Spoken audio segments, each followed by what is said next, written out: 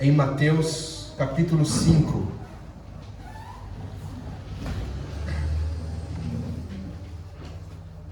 Mateus capítulo 5, verso 4, será o texto dessa manhã.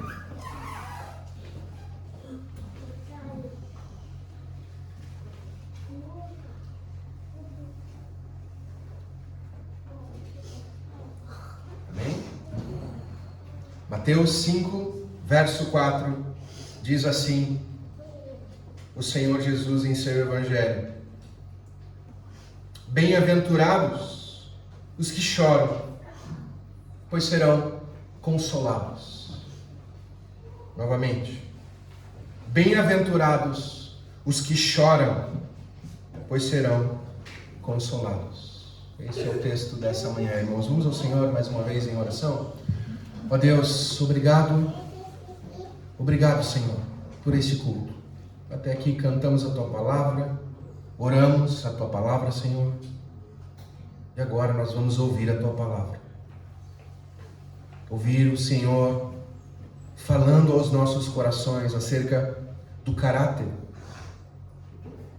das características daqueles que pertencem ao reino de Deus. Nos encoraja, Senhor, nos conforta, nos constrange, fala conosco, como o Senhor tem feito até aqui. Ministra os nossos corações e, sobretudo, Senhor, ajuda-nos a respondermos com fé ao Teu bendito Evangelho. Para a glória do Teu nome, Senhor, e também para a alegria das nossas almas. Assim oramos em Cristo Jesus. Amém. Queridos, os irmãos podem assentar-se. Eu gostaria de começar falando com as nossas crianças, Caleb, Natan, Agnes, Bastian. Você viu, né? Você viu. O assunto do sermão hoje vocês entendem bem, né? Chorar. Às vezes os adultos esquecem essa lição importante, crianças. O quão importante é chorar. E a gente chora, né? Chora quando cai, quando se machuca. Né, Bastian? Chora de madrugada. Há muitos motivos que nos levam a chorar, né? A gente pode cair, a gente pode estar triste. Alguém pode ter brigado com a gente. A gente pode até chorar de raiva. Você já chorou de raiva? Você está tão irritado que você até chora.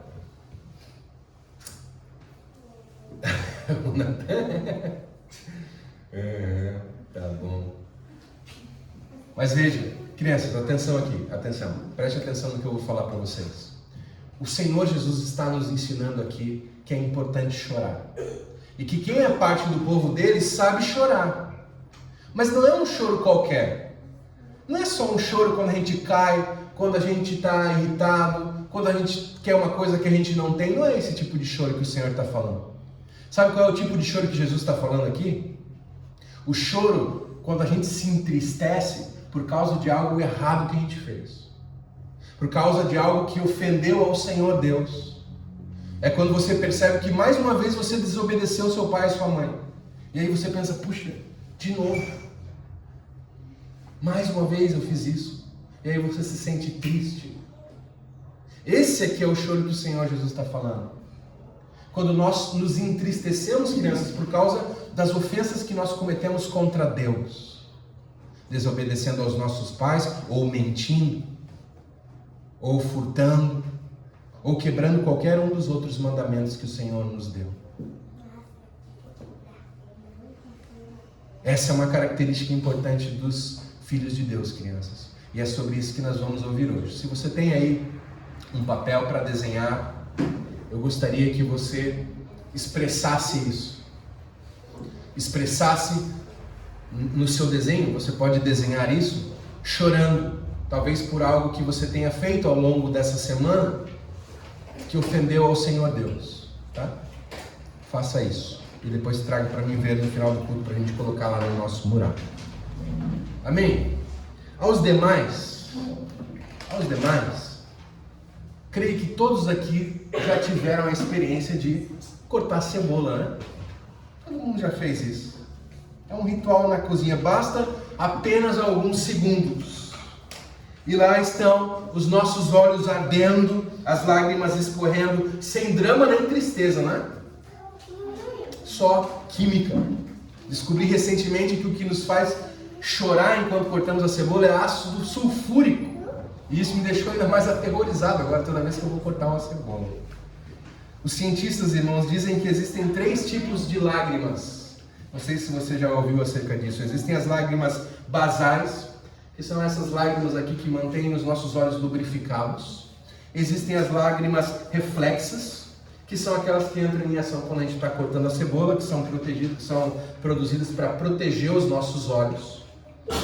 E existem também as lágrimas emocionais. Aquelas lágrimas que surgem quando nós somos tomados por emoções intensas. Tristeza, raiva, alegria. Todos nós conhecemos bem esses 3 tipos de lágrimas. Mas, queridos, há um 4º tipo de lágrima. Um tipo que os laboratórios não são capazes de classificar. Um tipo de lágrima que o mundo não entende. São lágrimas que não nascem no corpo, mas são produzidas pelo Espírito. Lágrimas que pertencem exclusivamente aos olhos dos crentes. Essas lágrimas descem em nosso rosto quando nós enxergamos com clareza dolorosa a nossa miséria espiritual.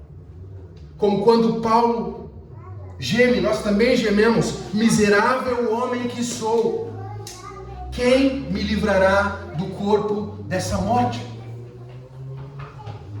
É a esse choro que Jesus se refere aqui quando ele diz: bem-aventurados os que choram, pois serão consolados. Não é o choro do mundo, irmãos. Não é o choro do ego ferido e das frustrações passageiras. É o choro do arrependimento. O choro do autoexame. Da alma quebrada diante da santidade de Deus. É justamente a esses que Jesus promete consolo. Um consolo eterno, um consolo que começa aqui com lágrimas, sim. E se cumprirá no dia em que Deus enxugar do olho toda lágrima até a última. Inclusive, sobretudo, aquelas que o mundo jamais entendeu. Queridos, em comemoração ao nosso aniversário, né? Esse mês aqui, em que estamos comemorando o nosso aniversário, nós iniciamos na semana passada uma breve jornada pelas bem-aventuranças aqui do Evangelho de Mateus. As bem-aventuranças, elas são localizadas naquilo que nós conhecemos popularmente como o Sermão do Monte, o maior e o mais conhecido sermão de Jesus. E aqui nos versos 1 e 2, se você recorrer novamente ao texto bíblico, nós lemos que, vendo as multidões, Jesus subiu ao monte e se assentou. Os seus discípulos aproximaram-se dele e ele começou a ensiná-los. O seu ensino começa com uma série de afirmações que começam com o termo bem-aventurados. E esse termo que nós traduzimos aqui carrega o sentido de feliz, de abençoado. Jesus está apontando aqui nesses versos o caminho da felicidade. E o contexto aqui é importante para nós entendermos como e também a quem esse texto se aplica. É fundamental, irmãos, nós percebemos aqui no verso 1 e no verso 2 que Jesus se afasta da multidão e se aproxima dos seus discípulos. O seu sermão aqui, o sermão de Jesus aqui, não é um sermão propriamente evangelístico, mas ele tem como alvo aqueles que pertencem ao povo de Deus. O que ele está dizendo aqui não é, olha, faça isso que eu estou dizendo, então você alcançará o reino de Deus. Não é isso que o Senhor está dizendo. Mas ele está descrevendo aqui, em seu sermão, como são e como vivem aqueles que pertencem ao reino de Deus.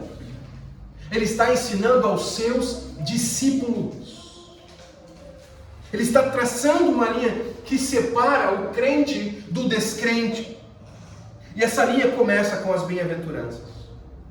Aqui ele expõe com clareza o caráter daqueles que pertencem ao reino de Deus. Assim como a anterior, irmãos, assim como a bem-aventurança anterior, bem-aventurados os pobres de espírito. Essa que nós estamos estudando hoje, ela destaca mais uma vez o crente como alguém que é inteiramente diferente daquele que não é crente. Ele está fazendo uma distinção clara entre aqueles que foram alcançados pelo Evangelho e aqueles que permanecem em seus pecados e transgressões. Não é difícil perceber. Para o mundo, irmãos, essa afirmação de Jesus aqui, de que felizes são aqueles que choram, é uma afirmação ridícula. Ridícula. Observe a conduta do mundo e você vai perceber que o que o mundo mais busca é justamente evitar o lamento e o choro.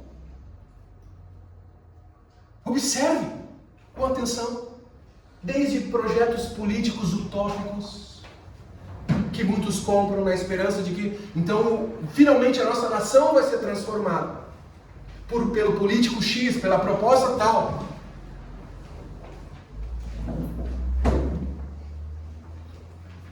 Não só isso, mas o consumo desenfreado de entretenimento também, para tentar manter ali encapsulado qualquer tipo de lamento, qualquer tipo de sofrimento, a busca incessante pelo prazer, os vícios, a busca incessante pelo dinheiro. Todas essas são apenas manifestações de uma tentativa desesperada do mundo de evitar a ideia de chorar, de evitar essa atitude de quem lamenta. E nós podemos ver isso até mesmo na igreja. A tentativa de transformar o culto em entretenimento, o foco excessivo no amor de Deus em detrimento da pregação da doutrina do pecado, da necessidade de arrependimento, também revela que muitas igrejas parecem mais com o mundo do que de fato com a descrição que Jesus faz aqui dos felizes membros do reino de Deus. A ideia que essas igrejas vendem do verdadeiro crente é aquele com um sorriso sempre presente no rosto. Alguém com uma positividade inabalável, onde o lamento nunca pode ser encontrado. Igrejas essas que torcem o rosto para homens como Salomão, para homens como Jeremias, Elias e tantos outros, que inundaram as páginas da Escritura com o seu lamento. Para essas igrejas, o perfil de crente ideal é aquele que ri ao invés de chorar. E eu queria chamar a sua atenção para isso. As bem-aventuranças do Evangelho de Lucas, a versão de Lucas das bem-aventuranças, o texto que a gente vê hoje, ele também é apresentado em uma forma negativa. Capítulo 6, verso 25, diz assim: ai de vocês, que agora riem, pois haverão de se lamentar. Na semana passada, irmãos, eu falei do prejuízo que são os crentes tristes e desanimados para a mensagem do Evangelho. Os irmãos lembram disso? Falando sobre isso. Sobre como o crente infeliz é uma contra-pregação da mensagem que nós anunciamos. Jesus vem descrevendo um reino de gente bem-aventurada, de gente feliz. E um crente infeliz é um péssimo testemunho para o Evangelho. Mas tem outro extremo que também deve ser evitado. A ideia de que não existe espaço para o lamento na vida cristã. Essa ideia de que a vida do crente ela deve ser um mar de rosas, onde o choro deve ser evitado a toda custa. Você consegue perceber os dois extremos? O mundo é condenado por Jesus, aqui na versão de Lucas, porque eles agora riem, quando na verdade eles deveriam estar se lamentando. Em contrapartida, o nosso Senhor olha para os seus discípulos e afirma que é eles quem são felizes, justamente porque agora eles lamentam. Mas que choro é esse, irmãos? Vamos tentar entender. Que choro é esse que Jesus descreve aqui como uma marca daqueles que são felizes? Isso aqui é uma pergunta muito importante, porque muito facilmente a gente pode chegar à conclusão errada. A gente pode ler esse texto. Bem-aventurados os pobres de espírito, humildes, pacificadores, e olhar para descrentes e pensar, poxa, essa pessoa não tem Cristo. Mas ela parece se encaixar aqui, ela parece ter esses atributos que o Senhor Jesus destaca aqui. Se pensamos dessa maneira, estamos errados na nossa interpretação da Escritura. Porque o que Jesus descreve aqui são qualidades e características daqueles que são parte do reino de Deus. São características que não são inatas da natureza humana, mas que são obra do Senhor em nós.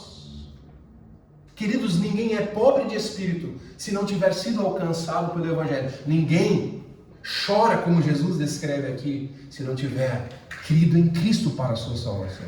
São todas características exclusivas do povo de Deus. Por isso precisamos entender o que é que Jesus está descrevendo aqui. Jesus não está falando aqui, irmãos, daqueles que choram por causa de alguma tristeza ou perda passageira. Ele não está falando aqui de pessoas melindrosas, pessoas que choram fácil. Ele não está falando disso.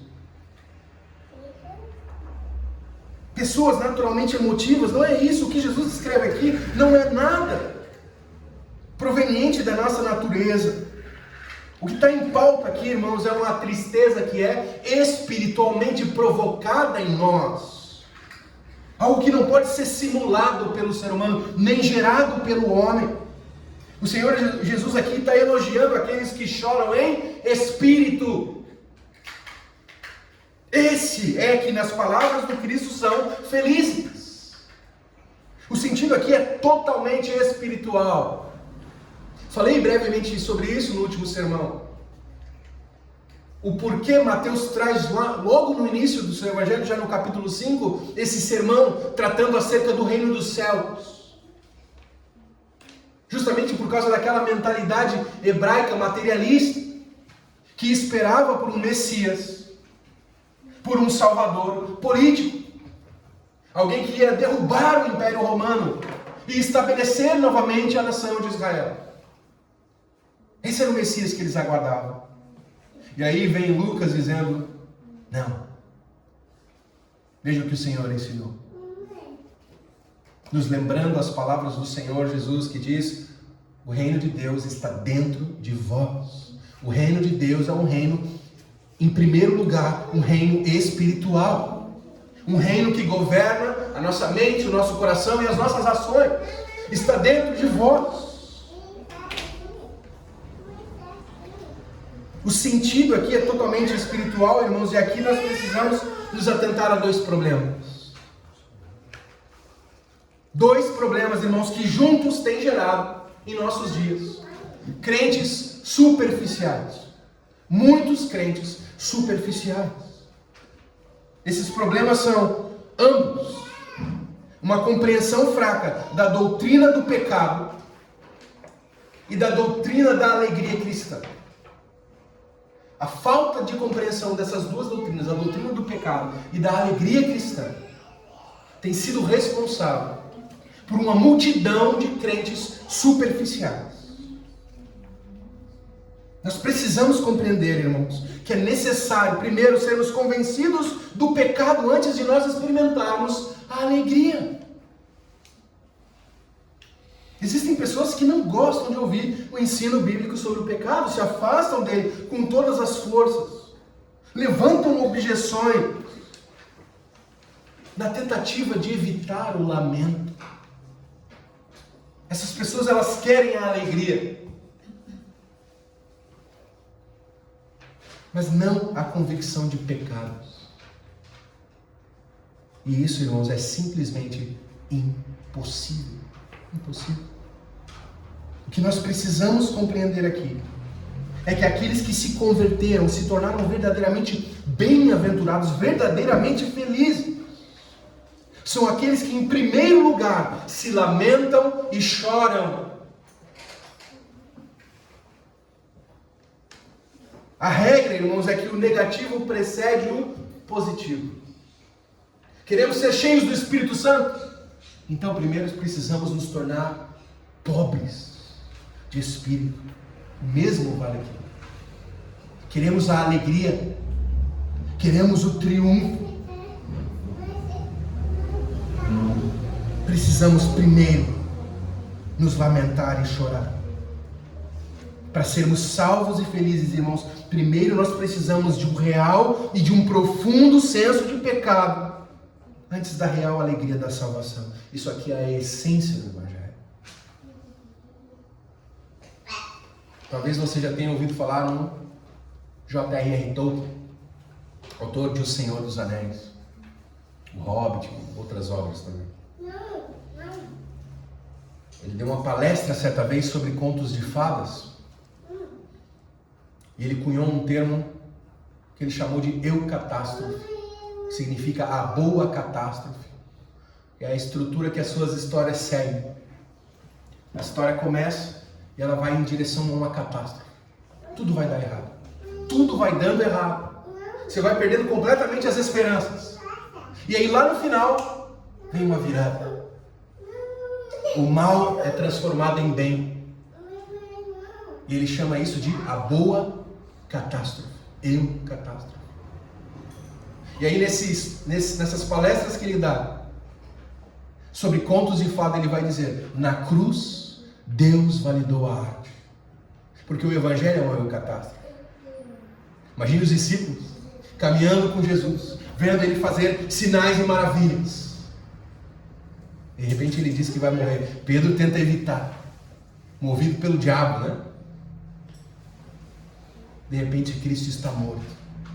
Os discípulos se dispersam. Parece uma catástrofe. Acabou. Mas ao terceiro dia o Senhor ressuscita. Boa catástrofe.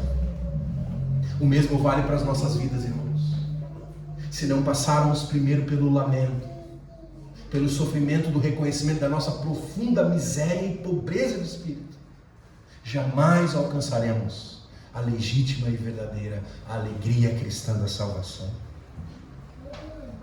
Essa é justamente a mensagem do Evangelho, irmãos, que nós encontramos o real sentido do que Jesus está dizendo aqui, nessa bem-aventurança, quando ele afirma que felizes são aqueles que choram. A convicção de pecado e o arrependimento são elementos-chave da mensagem da salvação de Cristo. A mensagem que ele trouxe ao mundo é a base de toda a sua pregação. Evangelho de Mateus, capítulo 3, verso 2, o que o Senhor diz: arrependei-vos, porque é chegado o reino de Deus, o reino dos céus, perdão.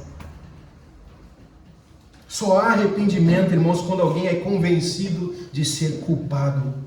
E isso só é possível quando a gente tem uma visão adequada de Deus e de nós mesmos. Pense, por exemplo, no texto do profeta Jeremias, lá do capítulo 17, verso 9, ele diz: o coração é mais enganoso do que qualquer outra coisa, a sua doença é incurável, quem é capaz de compreendê-lo?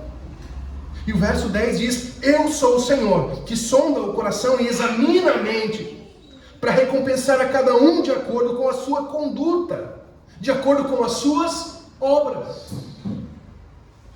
O que esse texto diz sobre nós, irmãos? Ele nos acusa. Ele nos dá um diagnóstico de uma doença incurável no coração. O pecado. O coração humano é enganoso, ele é sempre inclinado ao mal. E aí talvez alguém possa dizer diante desse texto aqui: eu não concordo. Eu não concordo com isso. Eu sou uma boa pessoa, eu vivo de maneira decente. Meu coração é bom. A essa pessoa eu perguntaria: e se houvesse, imagine que é uma tela em cima da sua cabeça, transmitindo em tempo real tudo o que você pensa no mais íntimo do seu ser. Tudo. cada pensamento, cada intenção do seu coração, você estaria em paz com isso? Você estaria tranquilo? Se todos pudessem ver o tipo de pensamento que lhe ocorre ao longo do dia, as coisas mais terríveis que você maquina em seu coração, ao final desse mesmo dia, ninguém mais suportaria você. Nem seu pai, nem sua mãe, nem seu irmão. Se a maldade do seu coração fosse exposto numa tela, a cada segundo, ninguém mais suportaria sua presença. A parte mais terrível disso tudo para o pecador, irmãos, é que Deus tem acesso a essa tela. O texto diz que Ele sonda o coração e que Ele examina a mente. Você pode até esconder determinados pecados do seu cônjuge, dos seus filhos e dos seus amigos, mas Deus vê todos eles. E o texto diz que Ele retribuirá a cada um de acordo com a sua conduta. O que é que você acha que você merece? Sendo honesto consigo mesmo, conhecendo o seu coração e seus pensamentos, o que você acha que você merece? Como é que você acha que um Deus santo, que não tolera o pecado diante da sua face, reagirá diante dos pecadores impenitentes no dia do juízo? Quando nós somos convencidos, irmãos, por Deus da nossa terrível situação, a resposta não pode ser outra senão o lamento e a tristeza. Veja, por exemplo, as palavras de Tiago lá na sua carta, capítulo 4, verso 8. Aproximem-se de Deus e Ele se aproximará de vocês. Pecadores, limpem as mãos. E vocês que têm a mente dividida, purifiquem o coração, entristeçam-se, lamentem e chorem, troquem o riso por lamento e a alegria por tristeza. Humilhem-se diante do Senhor e Ele os exaltará. Aqui nós começamos a compreender, irmãos, o que significa chorar espiritualmente. Ninguém é salvo sem essa característica descrita pelo Senhor aqui na sua segunda bem-aventurança.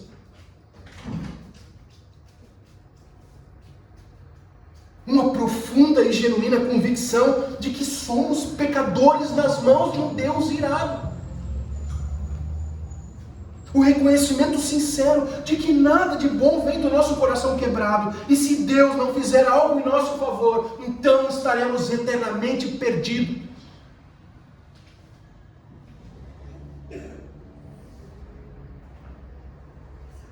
Nós precisamos considerar mais uma coisa. O choro espiritual não é algo pontual só do momento da conversão. As lágrimas espirituais, irmãos, ouça isso, nos acompanharão durante toda a nossa vida cristã, até o último dia. Abra comigo o texto de Romanos, capítulo 7.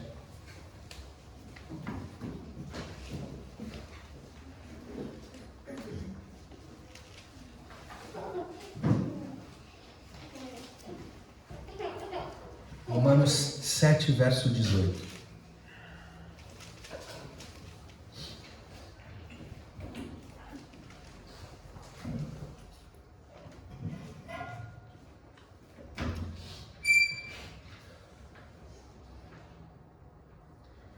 Amém? Os irmãos estão entendendo o sermão? Está sendo claro.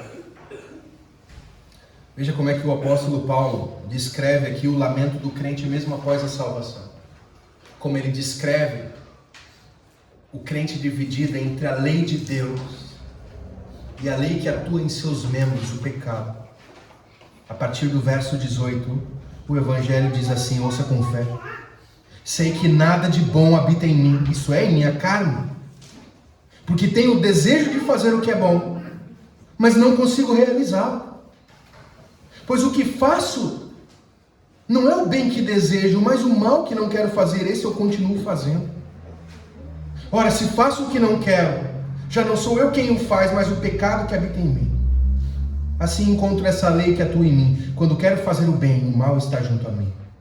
Pois no íntimo do meu ser eu tenho prazer na lei de Deus, mas vejo outra lei atuando nos membros do meu corpo, guerreando contra a lei da minha mente, tornando-me prisioneiro da lei do pecado que atua em meus membros.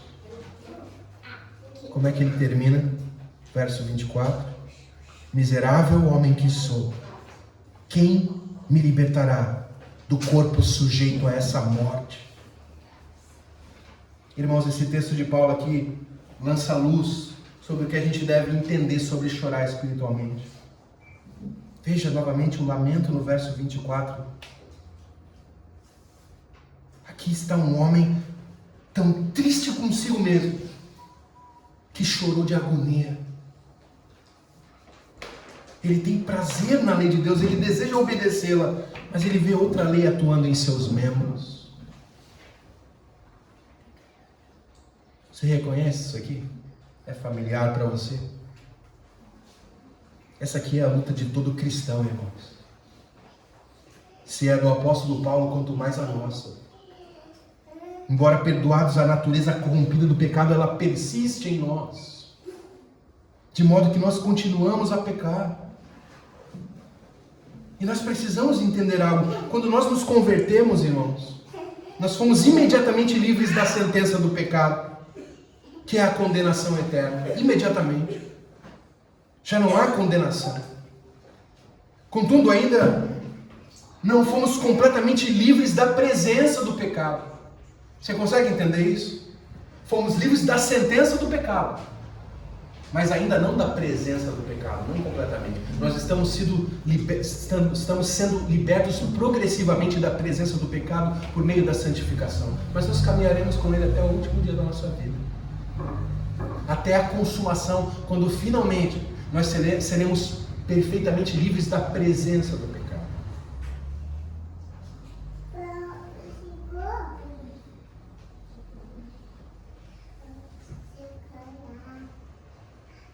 Eu já aconselhei muitos crentes sinceros, irmãos. Pessoas sinceras em sua fé.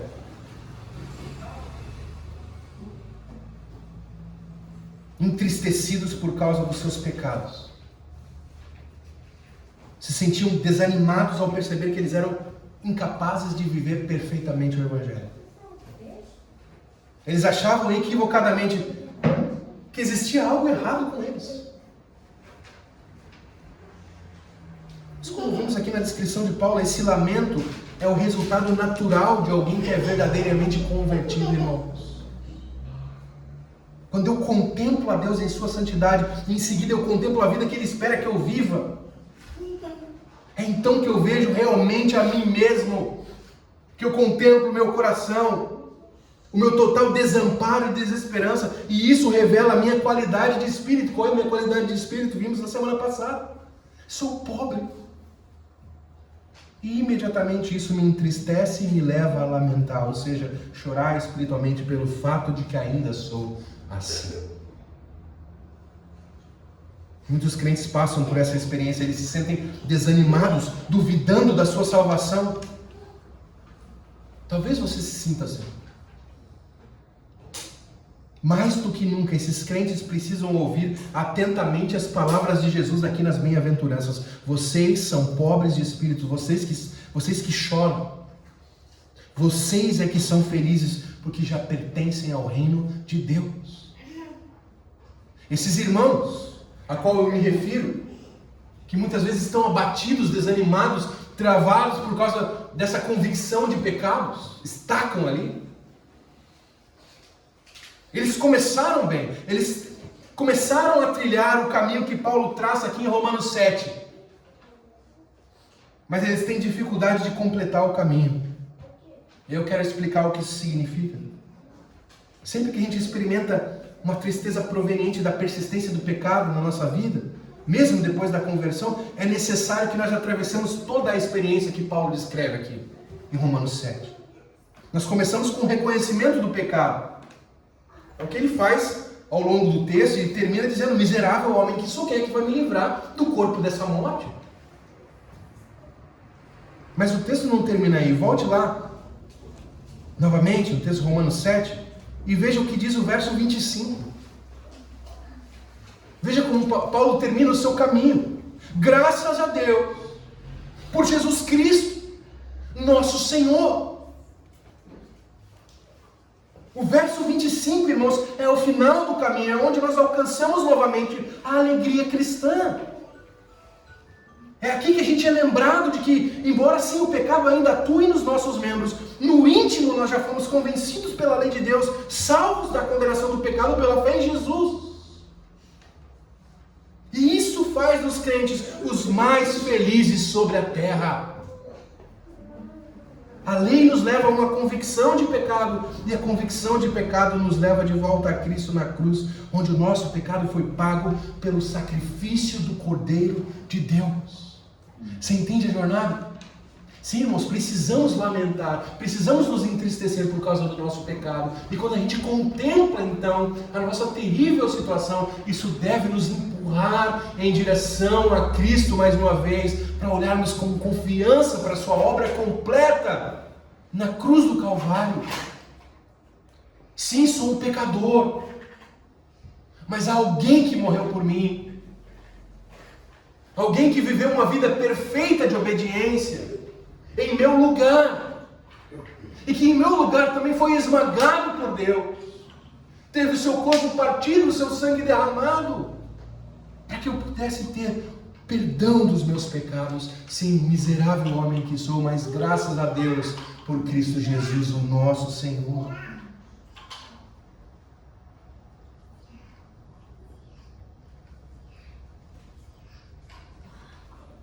Contudo, irmãos, o lamento não está presente só na convicção do próprio pecado.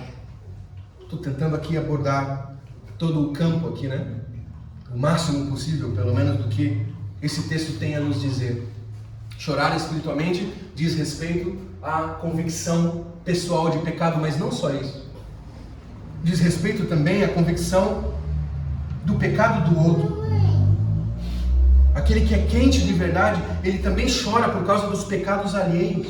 Sim, ele conhece os próprios pecados, conhece o seu próprio coração, mas ele enxerga as mesmas misérias em outras pessoas. Ele olha para o estado da sociedade e do mundo e ele se lamenta também. O crente chora espiritualmente diante da situação do mundo inteiro, quando ele contempla o caos, a desordem, a infelicidade e o sofrimento humano. Ele percebe que o mundo inteiro foi quebrado e como até mesmo a criação geme por causa disso. Até mesmo a fauna e a flora. Até mesmo os astros. Tudo foi quebrado. O crente sabe que toda essa desgraça é fruta do pecado. E diante disso, então, o crente chora e lamenta junto à criação. Isso aqui não é morbidez, irmãos. Não é um pessimismo anticristão, mas é o que se espera de um verdadeiro crente, porque todo crente recebeu a natureza de Cristo. E Cristo também chorou diante da perdição do mundo. Pense, por exemplo, quando o Senhor Jesus contemplou a cidade de Jerusalém e os seus habitantes, que o haviam rejeitado, e assim então se tornaram alvo da justiça de Deus.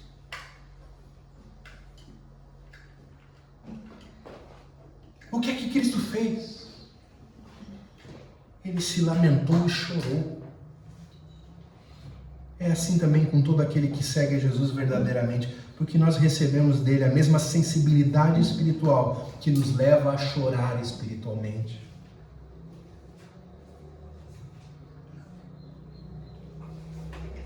Se você puder, volte lá ao texto de Mateus, capítulo 5, verso 4.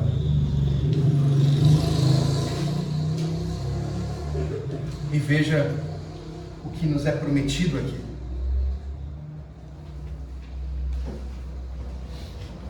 Bem-aventurados os que choram, pois serão consolados. Veja, nós somos felizes porque seremos consolados. Em que sentido? O primeiro do qual já tratamos aqui, é que agora mesmo nós somos consolados com a promessa de perdão dos nossos pecados. Mas também existe aqui, irmãos, uma esperança futura e definitiva. É aquela promessa de que toda lágrima finalmente vai ser enxugada pelo Senhor na consumação. A esperança de que sim, agora nós choramos, mas o próprio Deus nos consolará em seu reino e nós haveremos de sorrir eternamente.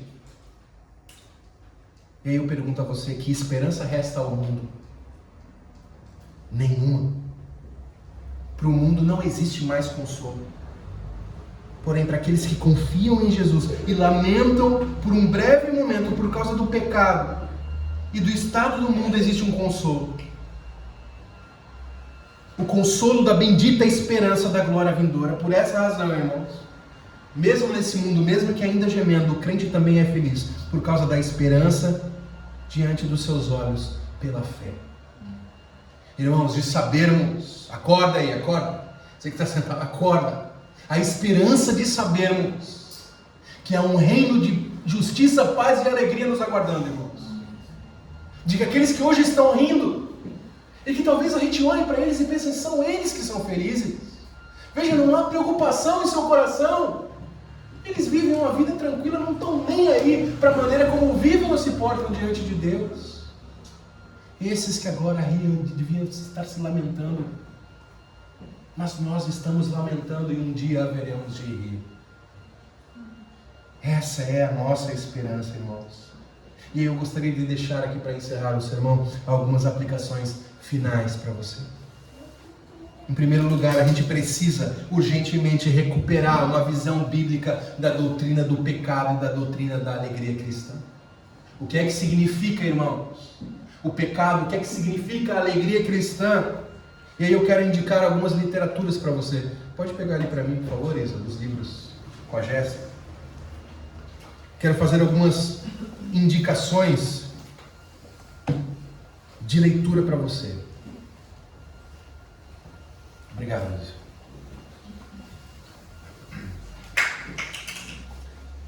Da alegria cristã, tá? Indico Em Busca de Deus, do John Piper. Um tratado sobre a alegria, tá? Ele parte, inclusive, da primeira pergunta dos catecismos de Westminster. Então, uma boa leitura para você. Em Busca de Deus, do John Piper. Você vai ter uma boa e clara visão do que é a alegria cristã aqui nesse texto. A segunda indicação que eu quero fazer aqui pode parecer um contrassenso, mas é justamente o que não é alegria cristã. E como é que os crentes buscam alegria quando estão deprimidos e entristecidos, que é a depressão espiritual do Martin Lloyd Jones. Esse livro aqui vai tratar desse problema que mencionei brevemente no sermão passado, de crentes entristecidos, deprimidos, que sofrem por causa das suas tristezas e aflições,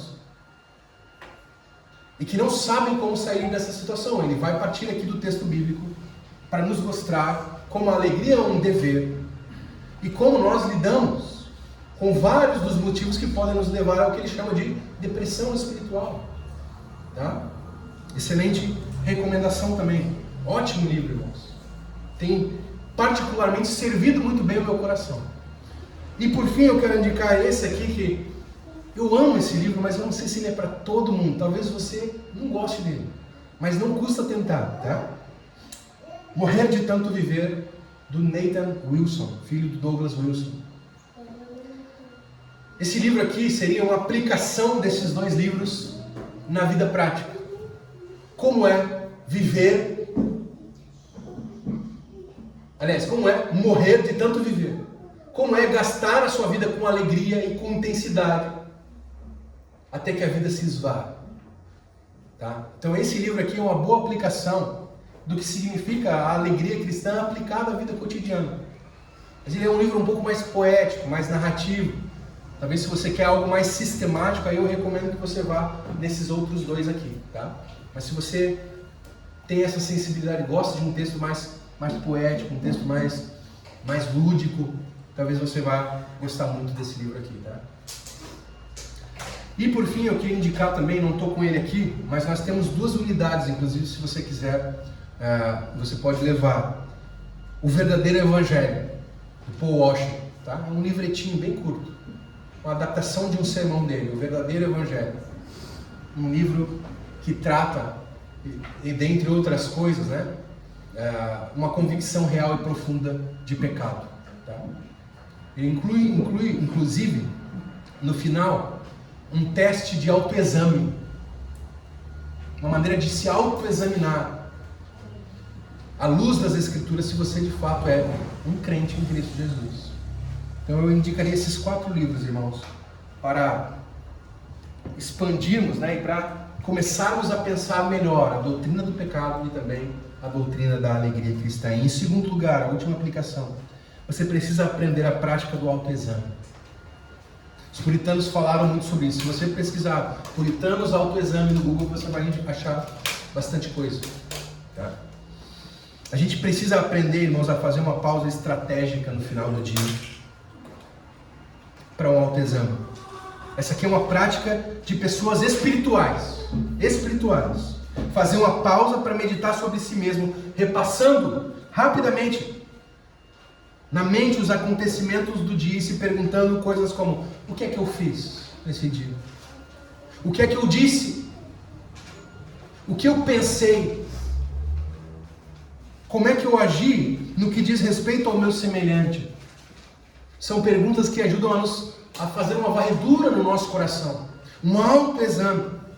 E se você fizer isso uma noite dessas, você vai descobrir muitas coisas que você jamais deveria ter feito. Vai se tornar consciente, por vezes, de nutrir pensamentos, ideias e sentimentos vergonhosos. E eu percebi isso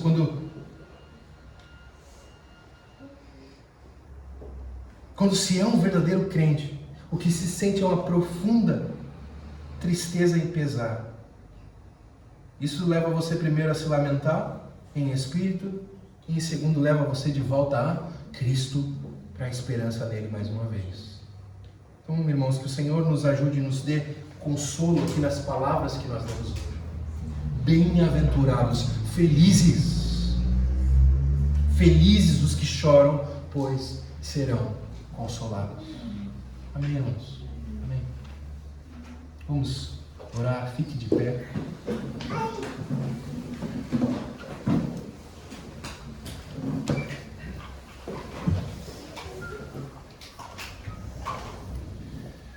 Oremos mais uma vez. Senhor, obrigado pela Tua palavra, Senhor. Obrigado, Deus, pela maneira como a Tua palavra revela ao nosso coração, nos mostra quem nós somos e nos conhece melhor do que nós mesmos conhecemos. Ajuda, Senhor, aqueles que estão debilitados e entristecidos por causa dos seus pecados, por tentarem, Senhor, por meio das próprias obras, da força do próprio braço, serem redimidos do seu pecado, que ainda de alguma maneira confiam naquilo que podem fazer. Ajuda esses irmãos a confiarem na Tua obra perfeita, Senhor. Ajuda-os sim, Senhor, a passar pelo caminho do lamento, como vemos Paulo fazendo, Senhor, mas em terminarmos todos em júbilo e alegria em Cristo Jesus. Ajuda, Senhor, ajuda cada irmão que sofre e que lamenta. Senhor, encoraja-os pela palavra que ouvimos hoje. Que felizes são aqueles que choram. Sim, nós nos entristecemos aqui por um breve momento, mas somos consolados no Teu perdão e um dia consolados plenamente na Tua presença, Senhor. Por isso nos ajuda, Senhor, com uma convicção genuína e profunda de pecado. Abre os nossos olhos, Senhor, nós que somos pobres e cegos.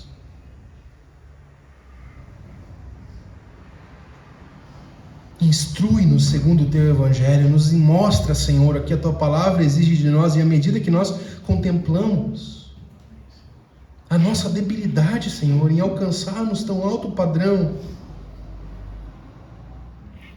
lembra-nos, Senhor, que o Senhor já conquistou todas essas coisas para nós,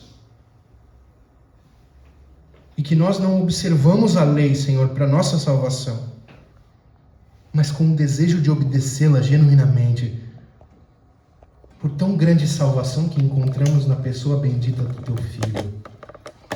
Ajuda-nos dessa maneira, Senhor, a contemplarmos mais uma vez a alegria cristã daqueles que choram, que são e serão consolados, Senhor. Faz isso para o louvor e glória do Teu nome. Nós vamos lembrar, Senhor, do preço que foi pago para que nós pudéssemos hoje usufruir dessa alegria, à medida em que nos aproximamos da Tua mesa, em que tomamos os elementos, Senhor, em nossas mãos, em que memoramos a Tua morte, o Teu sacrifício, o Teu amor demonstrado por todos nós. Que nos entristeçamos, Senhor, à medida em que lembramos que o Senhor foi punido pelos nossos pecados e sofreu em seu corpo a punição destinada a nós, mas também possamos nos alegrar no perdão que encontramos em Ti, nessa troca maravilhosa, em que o Senhor assumiu o nosso lugar. Enquanto tomamos o pão, lembremos do Teu corpo partido, o vinho, Senhor, o Teu sangue derramado. Nós separamos, Senhor, esses elementos do uso comum e cremos, Senhor, que o Senhor estará presente espiritualmente neles, atuando em nossa salvação, no consolo das nossas almas, no fortalecimento do nosso espírito, Senhor, nos ajudando a ir adiante. Por isso Te louvamos e agradecemos desde já pelo privilégio que temos de nos aproximarmos da Tua mesa. Faz isso, Senhor. Ajuda-nos a fazermos isso com fé. Ajuda-nos, Senhor, a aproximarmos da Tua mesa com temor e reverência e participarmos desse momento solene, Senhor, a Páscoa que o Senhor nos deu.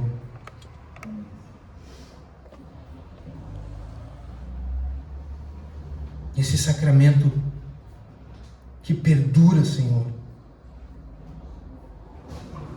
desde a noite que antecedeu a Tua traição.